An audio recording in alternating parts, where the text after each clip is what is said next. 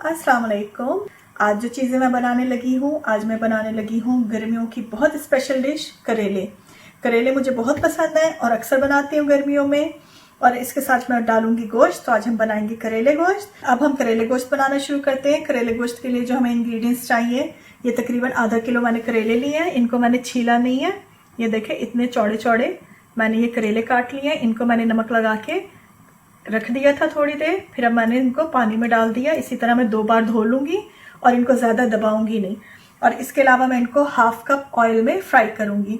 इसके अलावा हमें चाहिए आधा किलो गोश्त, तकरीबन आधा किलो ही मेरे पास टमाटर है जिनको मैंने ब्लेंड करके प्यूरी बना ली है।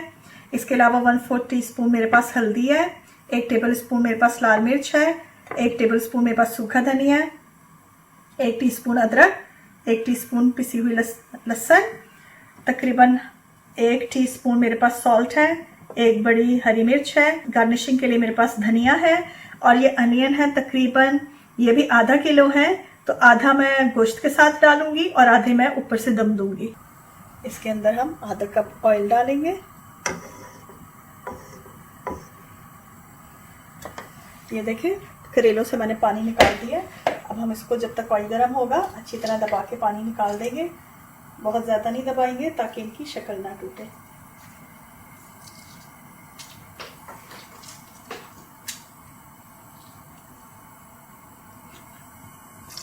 ऑयल गर्म हो गया, हम करेलों को अच्छी तरह निचोड़ के इसमें फ्राई कर लेंगे। ये हमने सारे करेले डाल दिए। अब हम इनको अच्छा सा फ्राई कर लेंगे। मुझे ज़रा कड़क से करेले पसंद है तो मैं थोड़ा ज़्यादा फ्राई करती हूँ।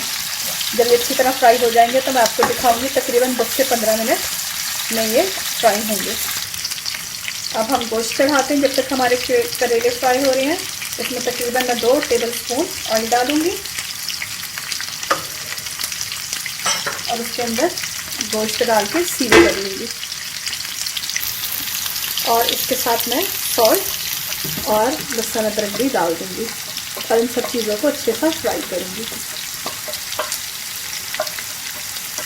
गोश्त को जैसे हल्का सा लाइट ब्राउन करके फ्राई करते हैं वो कर देना है हमने इसको, जैसे सील कहते हैं वो। सील हो गया। अब हम इसमें लाल मिर्च, सूखा धनिया और हल्दी डाल देंगे।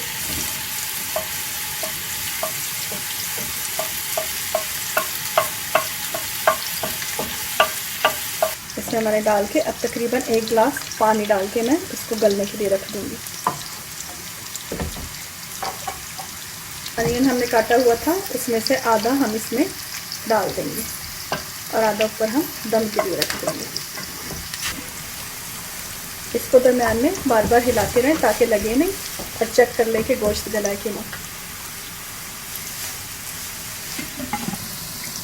और इधर हमारे करेले फ्राई हो रहे हैं। जब पानी थोड़ा सा हल्का रह जाए और गोश्त मैंने देखा है तकरीबन गलने वाला है, तो इसमें जो हमने टमाटरों की प्यूरी बनाई हुई थी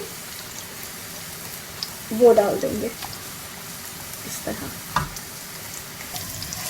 ये करेले देखिए हो गए हैं। अब हम चूल्हा बंद करके इन करेलों को निकाल लेंगे और ये जो ऑयल है ये हम गोश्त में डाल देंगे। इसको डाल के अच्छी तरह चला दें और जब करेलों का ऑयल है वो हम इसमें डाल देंगे।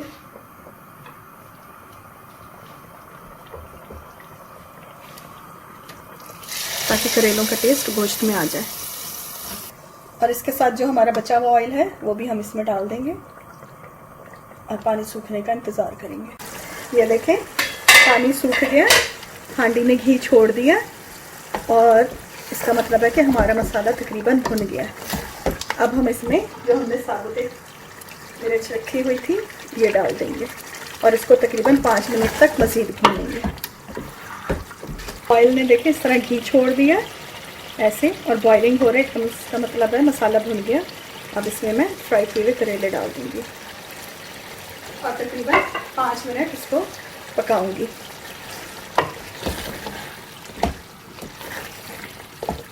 ये देखें, ये अब हमने थोड़ी देर 5 मिनट तकरीबन तेज़ आंच पे करेलों के साथ भूना है। करेले पहले से फ्राई हुए हैं तो वो गले हुए भी हैं। इसमें हम कच्चा अनियन जो है वो डाल के बस 1 मिनट का दम देंगे। मुझे ज़रा क्रंची अनियन पसंद है।